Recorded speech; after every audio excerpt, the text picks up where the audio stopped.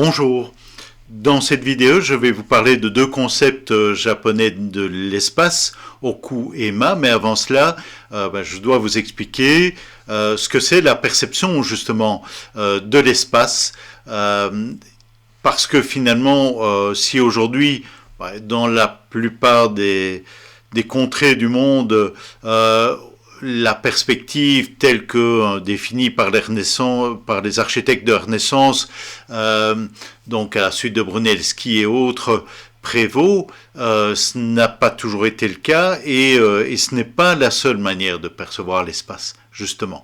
Alors, les Japonais d'ailleurs n'ont pas utilisé la perspective pendant longtemps, perspective telle que nous l'entendons aujourd'hui, comme je vous l'ai exposé, mais bien justement sous la forme de succession de plans, d'axonométrie d'ailleurs, quand ils avaient à la représenter, et aussi je dirais par succession de plans de la perception. Bon, pour rappel, l'architecture, elle n'existe que par le sujet percevant qui va percevoir les limites de l'espace, que sont justement les parois, les murs ou autres éléments.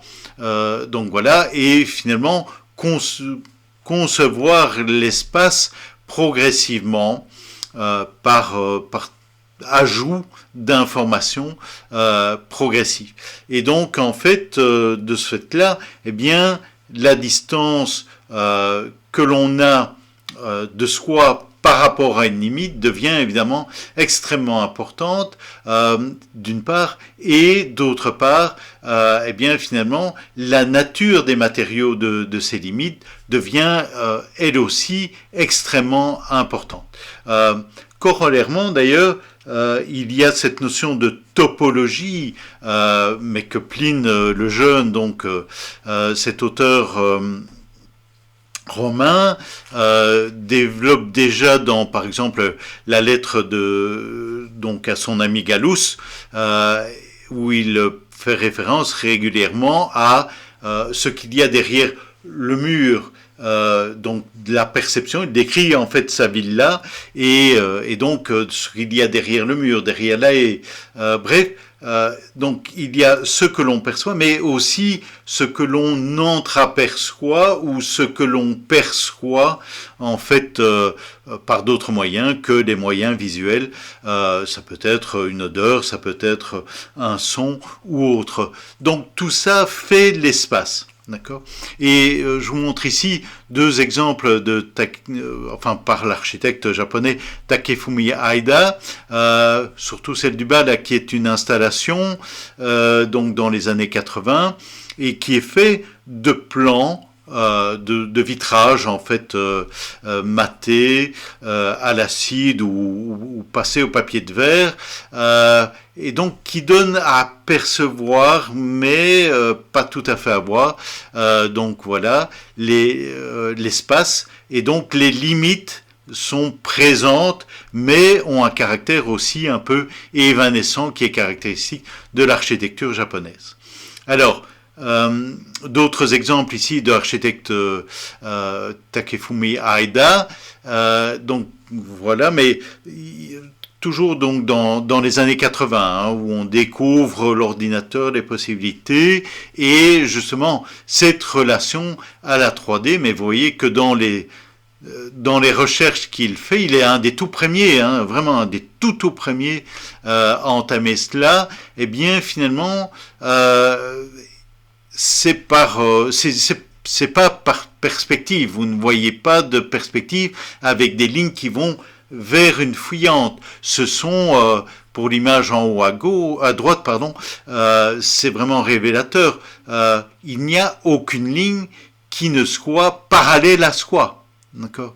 Et donc ça, c'est vraiment plus qu'important, essentiel là-dedans. Voilà, et ça contredit tout à fait la notion de la perspective telle qu'on la connaît avec Brunelleschi et autres, de ces lignes qui mènent à un point de fuite. Bien sûr, il y a un point de fuite dans cette perspective, ce qui n'était pas le cas d'ailleurs initialement au Japon, mais la manière de le dessiner n'est pas, on ne dessine pas cette ligne. Et donc, c'est une succession de plans successifs, en fait, qui va émerger. Et architecturalement, il le réalise ici, dans ce bâtiment monument, voilà, où on a véritablement donc cette succession de plans qui structurent l'espace, qui sont là, mais donc sans aucune véritable perspective, si ce n'est celle qui résulte de l'espace entre ces plans, tel que vous le voyez sur l'image de synthèse en haut à droite, mais ce n'est pas l'essentiel. L'essentiel, il est autre part, il est dans l'espace généré par ces plans successifs.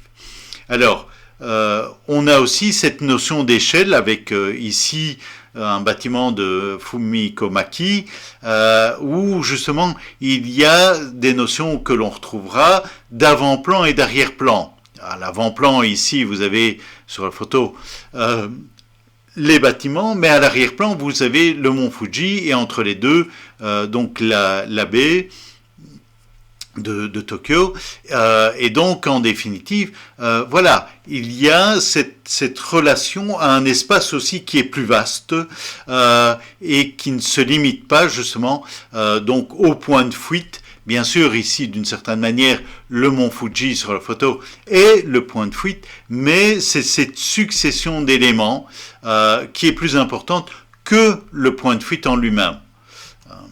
Alors, le premier concept dont je veux vous parler, c'est le concept du mât.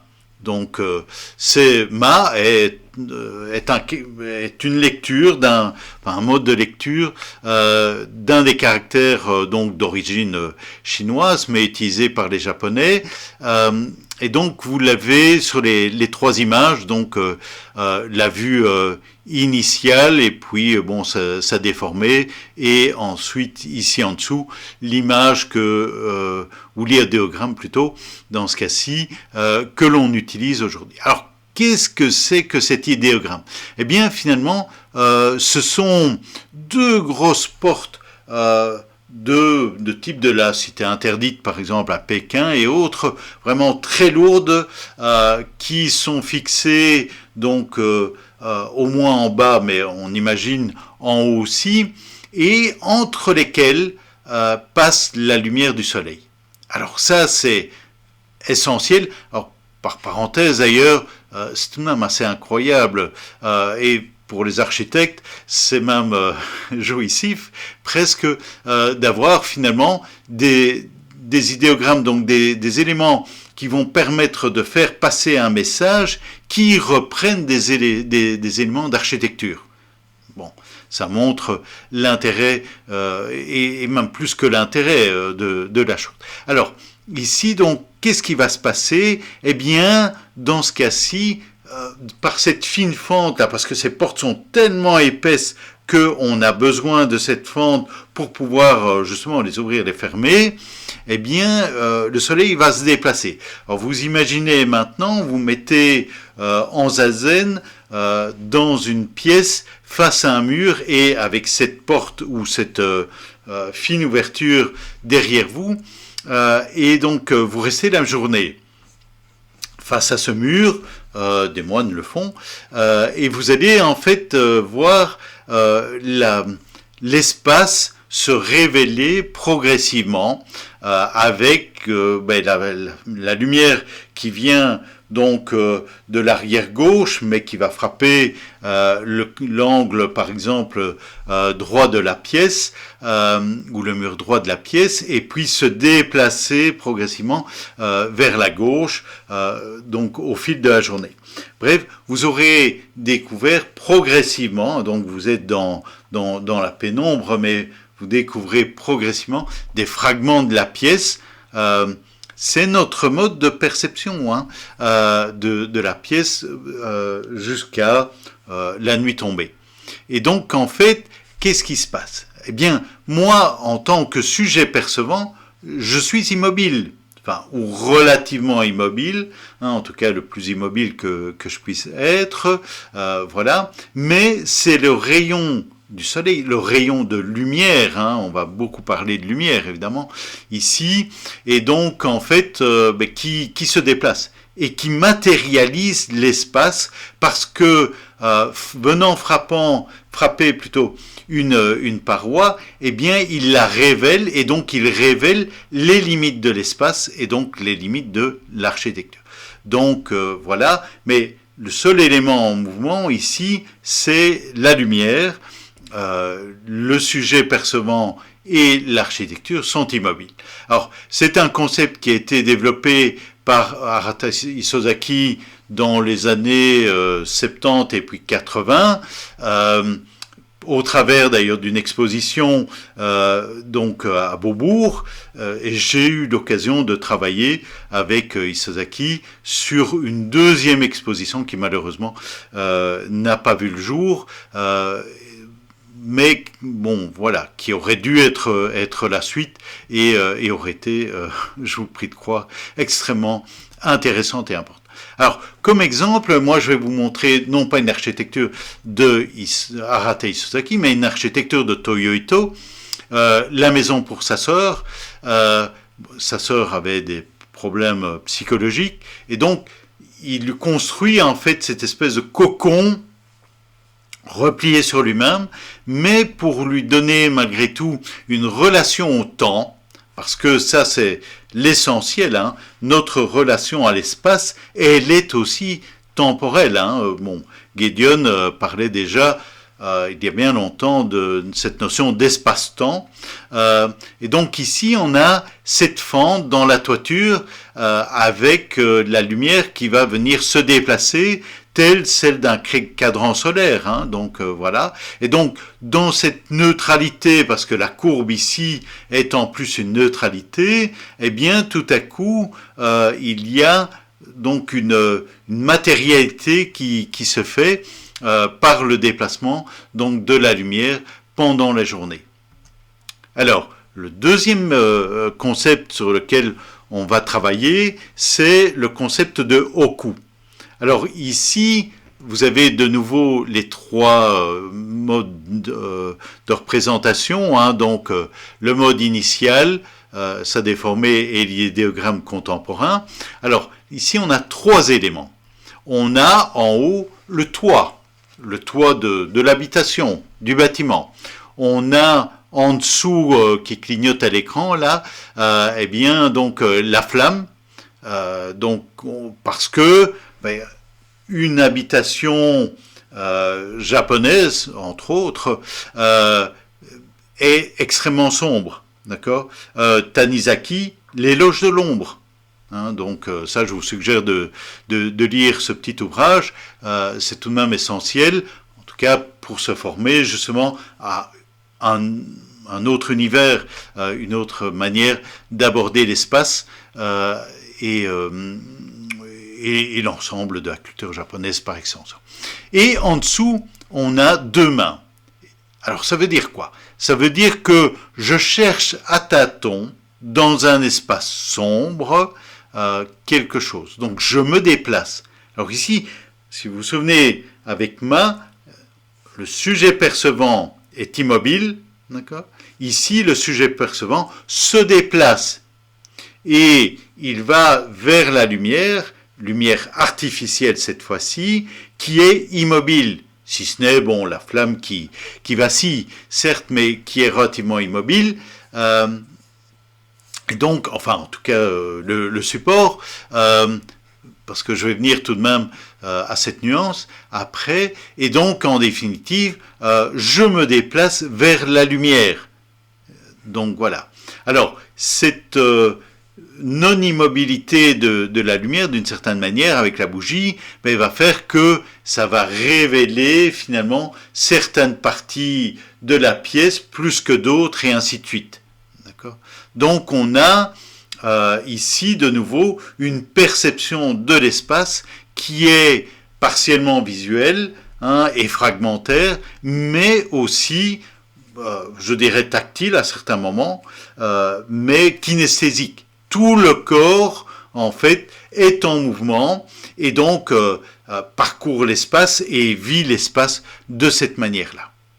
Donc, ce sont deux manières de percevoir l'espace, de se positionner par rapport à l'espace qui sont radicalement différentes. Alors, pour vous expliquer un peu plus le principe de Hoku, c'est celui qui va nous occuper le plus parce que il est le plus complexe d'une certaine manière, mais néanmoins, bon, essentiel. Donc ici, eh bien, toute la structure des villages japonais, donc le Japon, c'est une grande montagne, pour faire simple, avec de l'eau des deux côtés. Donc, on a très peu d'éléments plats et puis ça grimpe. Voilà. Et donc ici, on a sur l'image en bas, eh bien, donc le plat des rizières, le plat plus ou moins du village, et puis en fait donc la montagne. Et la montagne, puisqu'on est dans une religion shintoïste, eh bien, on va avoir finalement une signification sacrée liée à cela. Et donc, en fait, si je quitte le village pour arriver au pied de la montagne et au départ du temple shintoïste, je vais avoir l'image qui est ici en bas, du torii et d'autres éléments, et puis les ténèbres. Cela disparaît dans les ténèbres. La lumière au Japon, elle est extrêmement forte. D'accord ? Tokyo est à la latitude de Tripoli. Bon, ce n'est pas un désert parce que il y a de l'eau des deux côtés et même un océan d'ailleurs d'un des deux côtés. Donc voilà, mais elle est très dure. Et donc on est dans des contrastes d'ombre et lumière très forts, très intenses. Donc je ne suis pas dans un bâtiment, mais c'est la même chose. Je suis dans la forêt et la forêt, elle est très sombre dès qu'il y a de la lumière. Et puis je vais, avant d'arriver à l'image que vous avez entrevue, je vais devoir gravir des escaliers. Je vous ai dit qu'on avait une perception kinesthésique.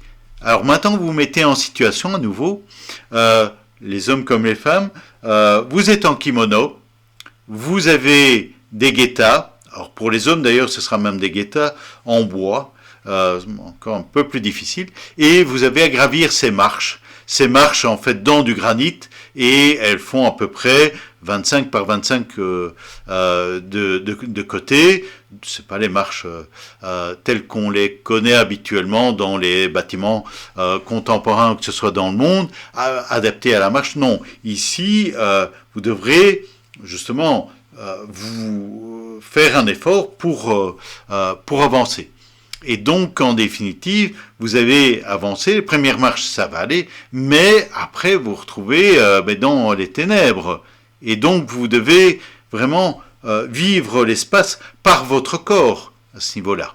Vous aurez quelques taches de lumière, puisque la lumière passe entre les feuilles malgré tout, quelques taches de lumière à gauche et à droite, qui vont d'ailleurs bouger, parce que le vent va faire bouger les feuilles et ainsi de suite. Donc, que l'on soit à l'intérieur ou à l'extérieur, ce que je vous ai décrit de l'idéogramme de Hoku est valable aussi. Et puis, et puis tout à coup, je vais arriver en fait à une tache de lumière plus grande, qui est la percée, là où est donc le temple, là au centre. D'accord ? Donc voilà. Et donc, ce qui va se passer, c'est que j'étais dans la lumière, je suis passé dans l'ombre et j'arrive dans la lumière. Ok ? Donc voilà. Et quand Fumihiko Maki, donc qui est un architecte japonais, peut-être pas aussi connu que d'autres, tout de même prix Pritzker, donc prix Nobel de l'architecture, on lui demande en fait de participer à une exposition Tokyo Form and Spirit, donc lui pense à l'espace, à des colonnes, d'accord, et donc à un parcours, et la première colonne en fait c'est le Hoku, et donc c'est voilà, parce que toute sa vie, il a travaillé sur cette notion-là. On aura quelques exemples d'ailleurs à montrer et à analyser par après. Et donc ici, ben voilà, c'est la synthèse. Okay, donc, on a les escaliers. Alors ici, les premières marches sont un petit peu plus longues que ce qu'on a vu tantôt, mais on a cette zone en fait de ténèbres, et puis on émerge en fait avec le temple matérialisé. Ici, c'est intéressant, avec du plexi qui est strié, à la fois de la manière des ukiyo-e là quand il pleut, et que donc sur ces gravures, quand il pleut et que la pluie est vraiment marquée par des grands traits, c'est ce qui sera utilisé par Hergé dans Tintin, avec la ligne claire à ce niveau-là, ou ça peut renvoyer au bambou qu'on a entrevu sur les images précédentes avec le temple shintoïste. Donc voilà la synthèse finalement de Oku, lumière, ombre, lumière, avec un déplacement vertical vers un point culminant, au sens propre et figuré, hein, bien sûr. Alors, si je reviens à la maison japonaise, vous voyez la photo en haut, hein, quand je vous disais que maison japonaise est noire, hein, c'est vraiment ça. Ici en bas, je vous ai éclairci l'image pour qu'elle soit lisible, mais donc voilà. Et donc la notion de Oku a aussi une autre connotation qui est celle de être derrière, donc derrière la pénombre, derrière quelque chose qu'on ne voit pas, et donc dans cette maison japonaise dont vous avez le plan qui est esquissé, on entre par la première flèche là en bas à droite du plan, et puis on va marcher à l'extérieur sur l'Engawa, donc ce couloir extérieur. On a un plan avec une colonne centrale, hein, le point rouge, et puis on arrive dans la pièce la plus sacrée, c'est bon, celle qui est on entrevoit vaguement derrière là, donc derrière le noir, le sombre, parce que bien la fumée en fait rend tout noir. La fumée, ça permet aussi d'éviter dans la toiture en chaume des rats, des serpents et autres. C'est très bien décrit d'ailleurs par Bruno Taut dans un superbe ouvrage. Donc Bruno Taut était cet architecte moderniste qui a fui l'Allemagne pour arriver au Japon dans les années 30. Voilà. Et donc ici, ben, on va aller dans l'espace Oku, dans l'espace derrière les parois, mais un espace qui a un caractère aussi un peu sacré, puisque c'est là qu'on va avoir éventuellement l'autel des ancêtres et autres. Alors, transposition par Fumikomaki, d'ailleurs, plus contemporaine, ici pour une école où on voit justement déjà des premières marches d'escalier, et puis ça s'assombrit et ça passe dans d'autres espaces, mais dans ces espaces-ci, il y a celui-ci en particulier qui pour moi est la synthèse en fait de Oku façon moderniste, où on a justement ce passage de la lumière à la lumière par un espace de ténèbres, par un espace d'ombre, et donc en fait, et évidemment un déplacement vertical, d'accord, donc où on passe d'un niveau à un autre de cette manière-là. Alors regardez aussi la manière dont l'espace en fait est refermé. Le Japon est un pays de tremblement de terre, donc en fait la structure en béton doit être extrêmement résistante. Et ici, la poutre est affinée au maximum, elle fait la même largeur que le pan de mur de la rambarde là, mais pour donner justement toute la hauteur et renfermer l'espace, et donc le rendre encore plus présent et plus sombre, et passer donc de l'un à l'autre. Alors d'autres exemples ici, je vais passer peut-être un petit peu plus vite. mais voilà, pour que vous voyez, selon Maki, qui a vraiment travaillé toute sa vie là-dessus, ces notions justement de oku, d'ombre et de lumière, d'espace et autres, que ça soit encore ici, hein, où on va pénétrer, c'est la photo d'en haut là, pénétrer dans l'espace, et vous voyez les ombres des colonnes, donc les escaliers, l'ombre et ainsi de suite.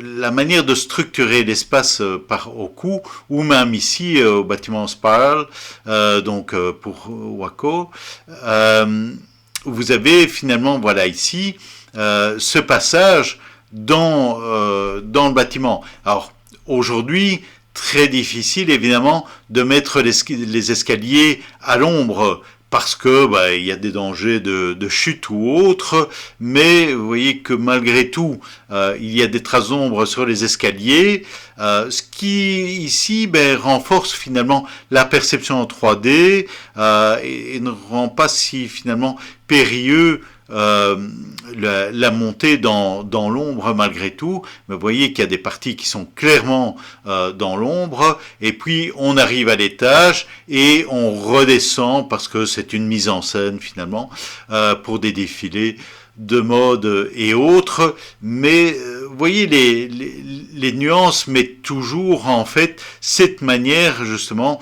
de se déplacer verticalement d'un espace éclairé à un autre espace éclairé en passant par l'ombre comme ça. Autre exemple encore ici en extérieur et donc avec la lumière naturelle et même très forte, donc où on a justement ces premières marches, donc entourées en bleu là sur l'image en bas à gauche, et puis en orange finalement cette zone lumineuse, et on va vers l'ombre plus loin. Et donc ici, je suis en train d'inverser le processus, d'accord ? Mais c'est toujours en fait tout de même le déplacement, d'accord, à la verticale, on le voit ici, donc au premier plan, d'une zone à une autre. Alors, la photo serait prise à un autre moment, je vous ferai... je ne ferai pas l'injure d'imaginer que vous ne pouvez pas le visualiser, eh bien, donc on aurait cette ombre aussi, et pour arriver d'ailleurs finalement dans des espaces un petit peu plus secrets. Alors, ces espaces secrets, on les a ici avec donc un temple essentiel au Japon, qui est le temple de Ise, qui est reconstruit d'ailleurs tous les 20 ans à l'identique, hein, ce sont les traits orange là sur l'axonométrie, donc en haut, mais on va se concentrer sur le trait bleu, et donc on part de l'œil du sujet percevant, et on va virtuellement franchir les enceintes que nul ne peut franchir, hein, nul ne peut aller dans le bâtiment central, excepté l'empereur, même pas les prêtres et autres, et il y va régulièrement pour vérifier que les signes du pouvoir sont bien en fait présents dans le sanctuaire. Alors, ce qui nous intéresse plus, nous, c'est justement le fait que on va pouvoir en fait entrevoir les choses, d'accord, et donc c'est voir et entrevoir, ça c'est tout l'intérêt évidemment de la culture japonaise à ce niveau-là. Alors, autre exemple de temple dans les trois principaux, donc Izumo Taisha, qui vous montre justement à la fois l'espace à l'avant-plan où va être construit le temple, mais aussi donc l'enceinte et la manière de donner à voir sans véritablement donner à voir l'ensemble. Donc c'est la grille là que vous avez à l'avant-plan. Alors, bon, un architecte incontournable, évidemment, c'est Kenzo Tange. Et lui, en fait, pour l'exposition de Osaka en 1970, avait fait le bâtiment principal, avec un artiste, Okamoto, Taro Okamoto, et donc en fait qui a fait le symbole de l'exposition. Aujourd'hui, malheureusement, le bâtiment de Tanguay, qui est une méga structure et qui est un des bâtiments essentiels des années 70, a disparu, mais est resté uniquement la sculpture de Taro Okamoto. L'un sans l'autre, ça ne va pas. Alors, regardez la photo d'en bas, ou même c'est l'au-dessus. On arrive, on a l'ombre de cette méga structure sur l'escalier, donc on passe de la lumière à l'ombre, et puis on arrive dans le cercle avec la lumière, donc on est vraiment dans le coup, et en bas, avec la sculpture de Taro Okamoto, vous avez la lune et puis en fait le soleil ou l'inverse d'ailleurs, peu importe, la lumière, d'accord, puisque en haut c'est le disque doré, et donc la lumière, et donc en fait on va vers la lumière, d'accord, donc on s'élève vers la lumière, et c'est ça l'essentiel de Oku. Alors, d'autres exemples ici, d'architectes peut-être moins connus en Occident, mais pas au Japon. Donc voilà, avec Seiichi Shirai, ici pour cette banque, qui est vraiment l'image justement de la banque coffre-fort. Hein, voilà, et à l'intérieur, ce patio, avec ses matériaux réfléchissants et un parcours en fait dans la banque justement pour passer de l'ombre à la lumière. Voilà. Autre exemple traditionnel ici où on a donc pour ce pont hein, qui est extrêmement connu au Japon, Kintaibashi, et donc où on a finalement une série d'arches. Donc 5 arches à franchir. Alors, vous voyez que, oui, je vous ai mis l'image en haut d'un ukiyo-e de Hiroshige. Vous voyez donc les porteurs de l'époque et ainsi de suite. Le pays est tellement peu propice finalement à la construction de routes et ainsi de suite qu'on déplace les choses à dos d'hommes, voilà, ou d'animaux, mais et donc on a ces marches ici, et donc on va gravir les marches, on est dans l'ombre, et donc je suis dans la lumière, je vais gravir les marches dans l'ombre, arriver au sommet, être dans la lumière, redescendre, et cela 5 fois. Ça tient du rituel, c'est vraiment exceptionnel à ce niveau-là. Alors, si je vous ai montré cela, c'est pour ceci. Alors, ceci, c'est une architecture de Tadao Ando. Ça, je crois que la plupart d'entre vous doivent connaître. Alors, on connaît Tadao Ando, et je vous en montrerai, pour l'architecture en béton.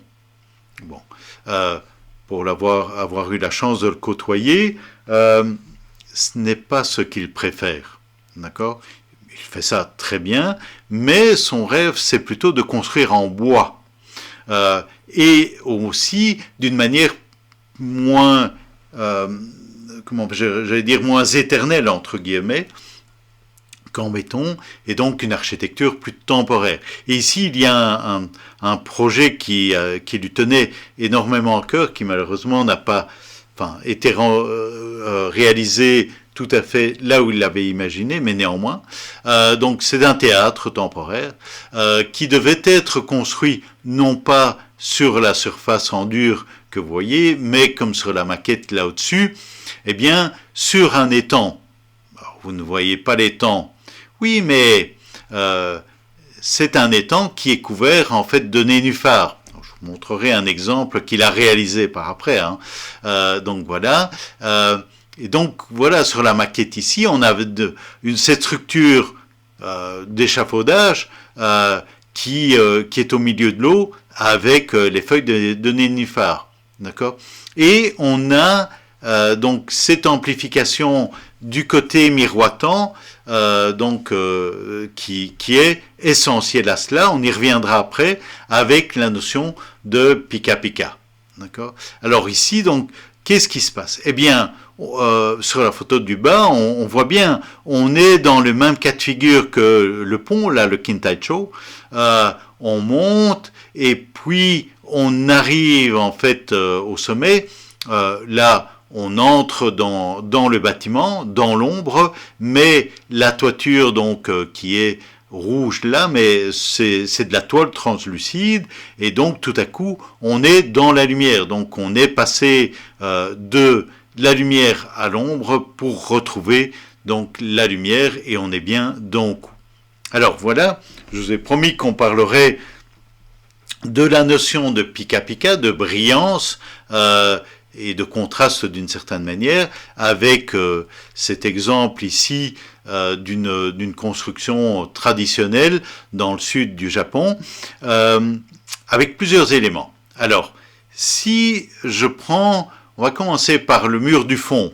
Vous entrevoyez quelque chose de brillant là, mais un peu sale, un peu vieux et tout ça. Ça, ce sont des concepts de... d'autres concepts sur lesquels on ne va pas revenir, mais ne considérez pas ça comme vieux, sale et compagnie. Non, non, ça fait partie de la culture. Donc et ça renforce la brillance, le fait que tout ne soit pas brillant, ou tout ne soit plus brillant, puisque ce sont des feuilles d'or qui ont été mises sur un panneau coulissant, eh bien, renforce le côté brillant de la chose. D'accord? Et donc, ce côté, en fait, pika pika. Si vous connaissez Pikachu, au bout de la queue, là, il y a un éclair. D'accord? Il y a la brillance, il y a la lumière.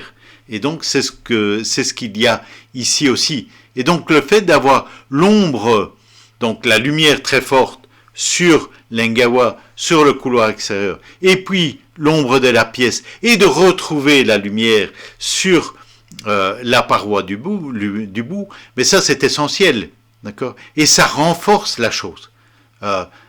J'ai rencontré un architecte japonais, peu connu à l'étranger, mais qui me disait, mais très connu au Japon, qui me disait, je suis très heureux parce que je viens de terminer un bâtiment, et au sommet, il y a un mur dont une partie est couverte de feuilles d'or, et je m'entends bien avec le client, donc je vais pouvoir voir l'état de décrépitude d'une certaine manière de ces feuilles d'or, et donc voilà, cette notion, alors je vais tout de même citer les concepts qui sont wabi et sabi, mais qui renforcent en fait la perception de la lumière, et donc la perception de la limite spatiale, hein, c'est ça qui est aussi essentiel.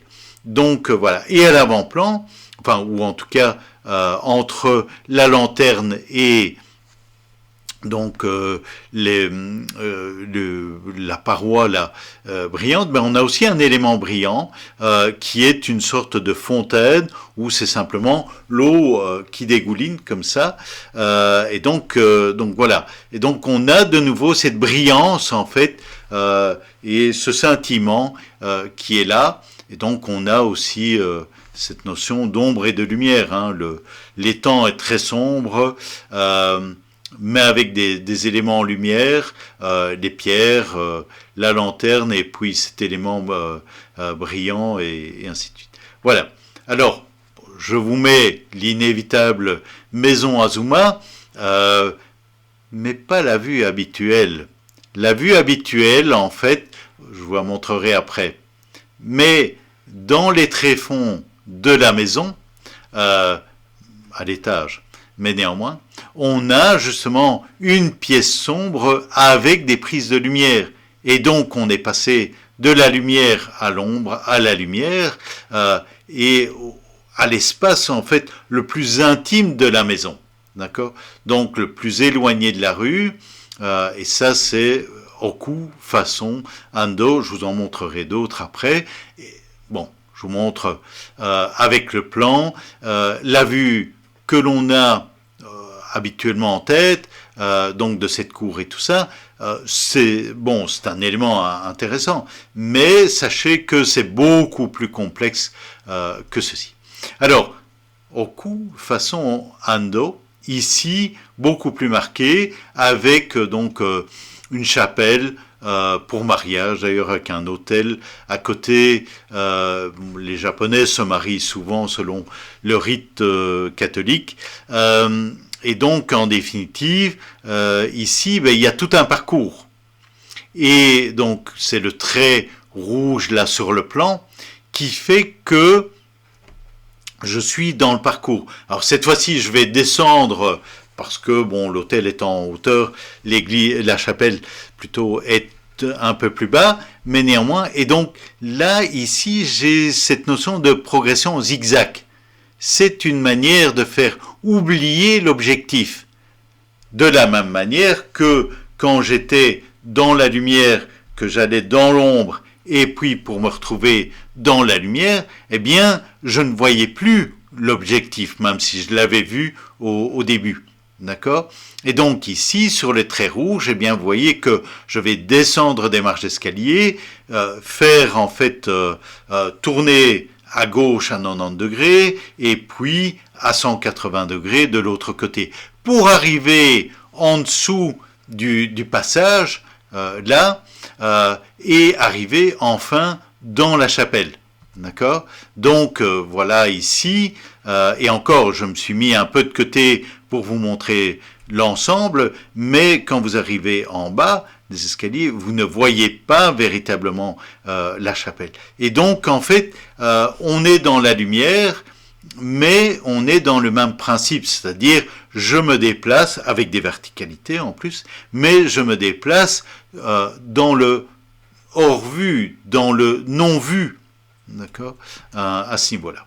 Oui, c'est l'intérieur de la chapelle en dessin. Alors, cette notion de zigzag, eh bien, elle est récurrente dans la tradition japonaise et, entre autres, dans la structure des temples shintoïstes. Je vous en montre un ici, quasiment au hasard. Il est dans la banlieue, la grande banlieue de Tokyo. J'arrive, je rentre. Et en fait, que se passe-t-il? Mais en tant qu'occidental, je dirais, habitué donc à la perspective et au fait que je vais directement à l'élément, que ça soit, tout Paris est conçu comme ça, par exemple, en tout cas beaucoup de parties, on va d'un monument à un autre, selon des axes, Versailles ou autre, et ici, non, je ne peux pas aller directement au temple en lui-même. Je dois en fait zigzaguer et faire des détours. Et donc j'ai le choix de passer, donc c'est le chemin vert par exemple, d'avancer, mais je vois que j'ai un mur. Oula, je vais devoir me déporter vers la gauche et après pouvoir enfin aller vers le temple. Ou alors je me dis bon, je vais pas prendre le mur, je vais aller à gauche, mais je vais devoir aussi en fait me déplacer après, enfin pivoter pour pouvoir aller au temple. Alors, ce principe, il est aussi présent dans un superbe bâtiment, en tout cas le rez-de-chaussée, là, c'est l'espace que je vous montre, de Kenzo Tange, mais avec une sculpture, d'une certaine manière, de Isamu Noguchi. Isamu Noguchi, vous ne le connaissez peut-être pas, mais c'est un super grand sculpteur d'origine japonaise et vivant aux États-Unis, mais qui, après la Seconde Guerre mondiale, en fait, a voulu redonner vie à sa région natale de Gifu, au Japon, région en fait connue pour parce que c'est là que l'on faisait les lanternes japonaises. Et donc, en fait, quand vous achetez chez Ikea ou autre une lanterne japonaise façon contemporaine, eh bien, c'est parce que Isamu Noguchi les a repensées et Ikea s'en est emparé. Voilà, pour la petite histoire. Alors, ici, on est dans le hall d'une école d'Ikebana. Alors, je ne vous les montre pas parce que il y a des copyrights en général. mais ce sont des ikebana gigantesques. D'accord, voilà, mais nous, plus que les ikebana, c'est la structure de base qui nous intéresse. Et donc, on est dans le hall, on entre dans le bâtiment et on entre face à un mur. Oula, d'accord. Mais je vois l'escalier et puis je vois que voilà, et il y a une sortie encore plus lumineuse. Donc, j'étais dans la lumière forte de Tokyo.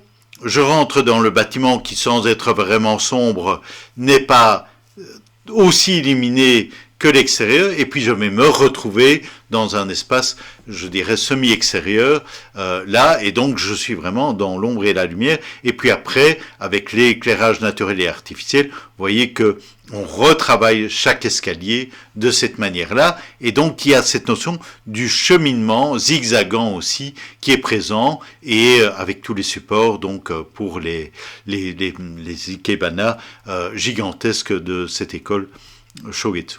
Alors, le zigzag. Et je vous ai parlé aussi de la kinesthésie. Alors, la kinesthésie, donc c'est sentir en fait le mouvement dans tout son corps. C'est aussi un moyen donc de conserver son équilibre. Je vous en ai parlé avec les marches pour accéder donc au temple. On remet le kimono et les getas et on va aller voir les lys en fleurs. Alors je ne vous les montre pas en fleurs, enfin oui en haut, mais pas sur la photo du bas, pour plusieurs raisons. La première, c'est que quand ils sont en fleurs, je ne pourrais pas vous montrer justement les planches parce que on se suit les uns derrière les autres. Deux, c'est un petit peu périlleux parce que ce que vous voyez comme terre au pied des iris, et pas des lys, eh bien en fait est couvert d'eau. C'est un peu une rizière. D'accord. Et donc, voilà. Et ben oui, il faut faire très attention. Et donc, homme comme femme, on va revêtir, enfin les Japonais vont revêtir en fait, pour la plupart, le kimono pour aller voir cela. Et donc, ça veut dire que on va devoir faire vraiment très attention. Alors, petite parenthèse, c'est beaucoup plus facile de marcher sur une planche en étant kimono que sans le kimono parce qu'on met un pied devant l'autre. Mais néanmoins, vous voyez que ça monte, ça descend et ainsi de suite. Donc, on doit être hyper attentif à son corps et en même temps, évidemment, aux iris qui sont superbes et ainsi de suite. Donc voilà. Et donc ça, c'est l'essentiel donc de Hoku. On est en mouvement, d'accord, et on a vraiment cette conscience-là. Alors ici, puisque je vous parlais du sol et du sol qui se dérobe d'une certaine manière. Eh bien, deux exemples ou donc de temples bouddhistes, oui, non, shintoïstes, pardon. Donc voilà, et donc en fait, mais qui ont été, dont le sol a été lustré par des générations et des générations de moines qui l'ont nettoyé, et vous voyez que justement il y a une perte de matérialité du sol à ce niveau-là, et que les colonnes semblent passer au travers du sol. Donc voilà, alors ça a quoi comme effet? Regardez bien l'image du bas, eh bien, et concentrez-vous sur la partie la plus claire là du sol, eh bien le sol disparaît. Et donc il n'y a plus de perspective, il n'y a que des plans les uns derrière les autres. Et ces plans, en fait, ils sont soit extrêmement ponctuels, donc est-ce vraiment des plans avec les colonnes, mais les autres sont des textiles, d'accord, ou des grillages comme ici.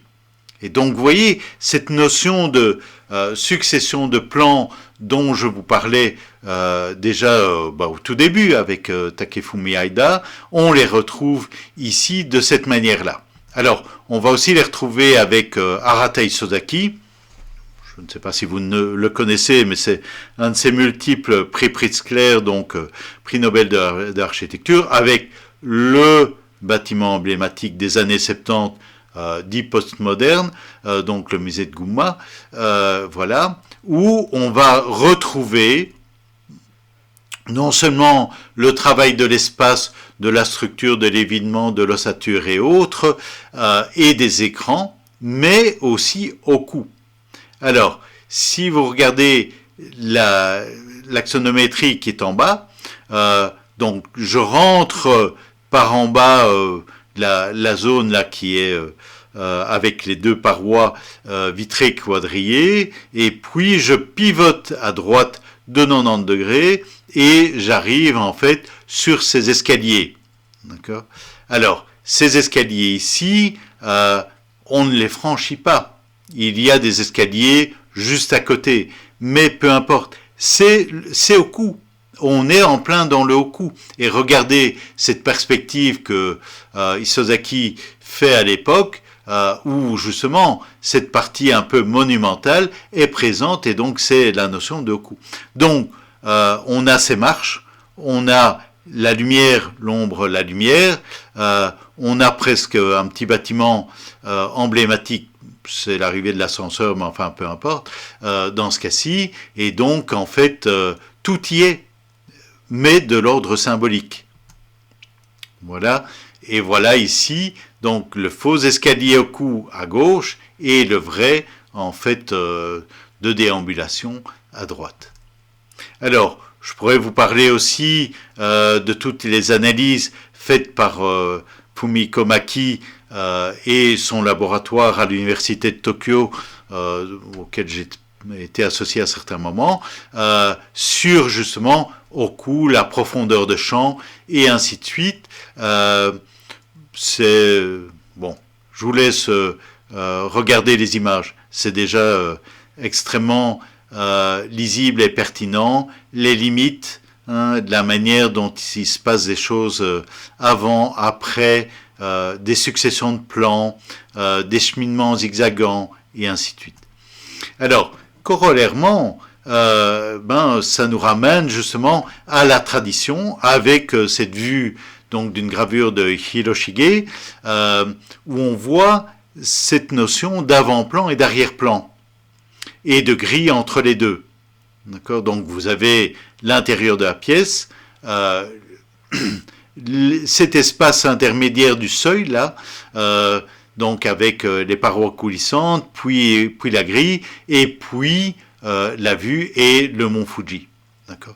Cette notion d'avant-plan et d'arrière-plan qu'on a eu partout, donc jusqu'à présent, mais qui est aussi cette notion du paysage emprunté. Je vais emprunter le paysage d'autrui pour l'intégrer à mon architecture au sens large. Alors ici, on a donc le jardin du Ryoanji, qui est connu parce qu'il y a donc 15 rochers et on ne sait en voir que 14 au maximum. On doit se déplacer. On doit se déplacer. D'accord ? Donc voilà. Mais c'est pas ça pour moi l'essentiel. Alors on a cette mer de gravier. Ce qui devient intéressant, c'est que la limite, donc souvenez-vous, je cherche les limites. La limite de l'espace, c'est le mur là derrière, qui m'a l'air en fait fait de segments différents, bien sales et tout ça. Souvenez-vous du wabi et du sabi.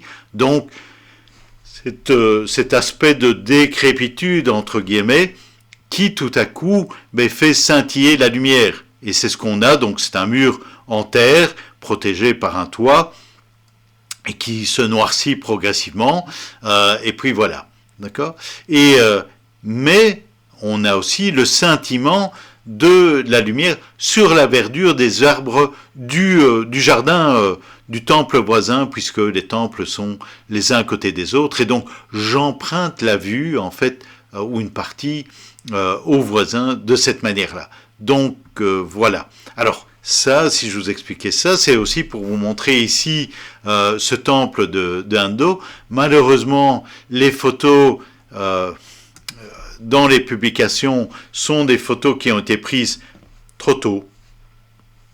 Mais bon, c'est le jeu des publications, donc on doit être un publish or perish, être publié ou y avoir des commandes ou pas. Tant sur les bassins que les bambous sont beaucoup trop jeunes. Alors les bambous masquent évidemment une partie du paysage qu'on ne veut pas voir, hein, mais vous voyez cette notion du paysage emprunté avec les collines par derrière et aussi cette déambulation. Cette fois-ci, je vais descendre donc de la lumière vers l'ombre et retrouver. Enfin, vous connaissez le principe.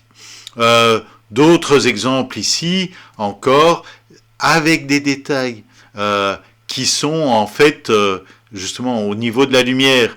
Alors le tokonoma, l'espace du beau dans lequel on va mettre par exemple un petit ikebana ici, hein, dans un chouette immeuble d'ailleurs de Izue-kan. Je vous conseille la lecture d'un article que j'avais fait à l'époque dans la revue A+, comme d'autres d'ailleurs dans une série qui s'intitulait comment s'intitulait-elle encore oh mince, bon, peu importe, voilà, et donc vous trouverez, voilà, ce n'est jamais sur un architecte, mais sur une thématique avec au moins 2 architectes ou designers japonais, et donc, si on voit ça plus en détail, donc Izue-kan, eh bien, oui, pardon, au Japon, on met d'abord le nom de famille et puis le prénom, donc Kan, Izue, façon occidentale, eh bien, dans le tokonoma, reprend cette petite forme en fait du pain, voilà, et pour qu'on puisse voir à travers, et donc l'avant-plan, l'arrière-plan, le donner à voir, d'accord, c'est essentiel.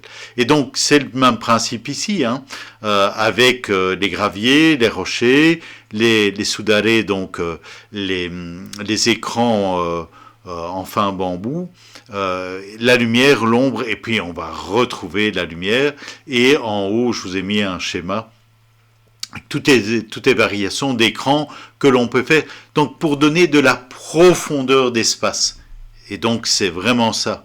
Donc on est passé de la perspective à finalement des plans. Et ici, ben de nouveau, avec les graviers, vous avez des lignes, mais non, ce ne sont pas des perspectives parce qu'elles sont cassées et ainsi de suite.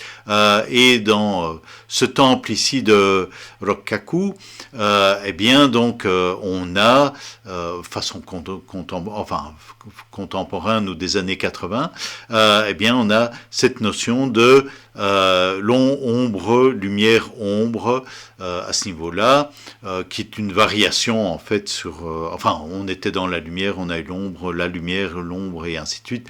Vous connaissez le principe.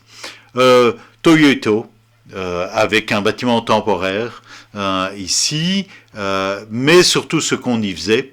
Donc voilà, entre autres, du théâtre no. Et donc dans le théâtre no, eh bien l'acteur en fait frappe le sol, d'accord, et s'arrête dans le mouvement. Si je ne sais pas, s'il commet un meurtre, ça arrive dans certaines, donc voilà, eh bien il va s'arrêter, voilà, ou toute autre chose. Hein. Il va s'arrêter un instant, et donc c'est cette temporalité dont je vous parlais, du déplacement dans l'espace. D'accord. Et ça, c'est le moment crucial. Hein. On s'arrête. Et donc, notre déplacement dans l'espace, il n'est pas linéaire. Il est scandé. Il y a une scansion là-dedans, de cette manière-là. Alors, avec des espaces et des sous-espaces, je vous ai parlé de l'importance des textiles et des barrières textiles. Ici, on est au Palais impérial à Kyoto. Donc le traditionnel, et vous voyez en fait par derrière la tente de l'empereur, je dirais pour faire simple, derrière justement des soudarés, donc des écrans en bambou qui sont relevés, et vous voyez cette profondeur d'espace et du voilé, dévoilé, on pourrait dire, et du caché derrière. Alors, de nouveau Toyoto, d'ailleurs dans le se cacher, l'abri, hein, avec une proposition pour la femme nomade, donc le pao, donc un type de tente indienne, et vous voyez justement donc cette proposition de faire des lieux. La même chose avec Hiroshihara, pour une autre exposition. Ah ben non, toujours la même dont je vous ai parlé au début, il me semblait bien, Tokyo Form and Spirit, où une série d'architectes japonais avait été invités aux États-Unis pour faire une grande exposition sur l'espace justement de Tokyo et ses différents aspects. Vous voyez ici le plexi qui est gravé et le dessin conceptuel en haut des personnages, de la foule, de ce qu'elle masque et de ce qu'elle rend visible. Voilà ce que ça donne in fine. Alors, cette succession justement de vues renvoie par exemple ici aux courtines, donc au chemin de garde là, du château de Himeji, le plus célèbre des châteaux japonais, avec donc les meurtrières qui ont des allures qui peuvent paraître un peu abstraites parce qu'elles sont soit en carré ou en triangle, mais qui sont très efficaces. Mais c'est vrai qu'il y a cet aspect justement de nouveau de lumière, ombre, lumière et de synthèse à ce niveau-là. Alors on en arrive justement avec ça et aux ouvertures à la fin du périple, mais elle va peut-être être un peu surprenante pour vous, avec ici une référence japonaise, la kura, donc qui est un grenier. Alors il y avait des incendies tout de même assez conséquents puisque toute architecture traditionnelle était en bois et donc on préservait les biens dans ces greniers qui sont construits eux en terre, qui ont des murs extrêmement larges, avec des ouvertures parce que le temps est chaud et humide et donc il faut aérer, sinon les biens qui seraient à l'intérieur pourriraient. Et donc vous avez ces volets donc à multiples frappes même des toitures comme en haut à gauche qui peuvent s'envoler. Bref, mais voilà.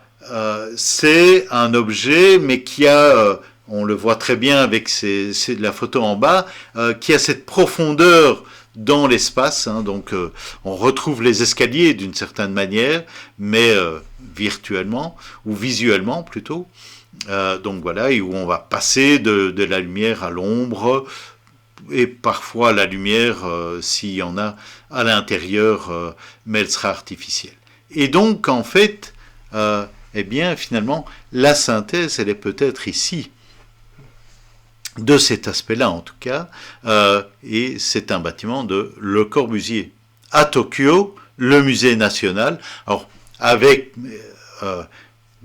beaucoup d'autres jeunes architectes japonais à l'époque, qui sont devenus relativement célèbres, en tout cas au niveau japonais par après, mais ce bâtiment, il est valable un peu partout. Et d'ailleurs, si vous allez au musée de Marimont, où il y a d'ailleurs énormément d'œuvres asiatiques et même japonaises, donc par Roger Bastin, qui est un architecte belge, mais fortement influencé par Le Corbusier, et qui a donné une relecture dans plein de bâtiments, une relecture très intéressante, à ne pas négliger. Donc voilà, et donc on a ici ce que Corbu espérait d'ailleurs réaliser, le musée à progression en fait infinie. Enfin ça je vous renvoie à son œuvre complète. Et ici on a quoi ? Eh bien on a ce fameux coffre-fort là dont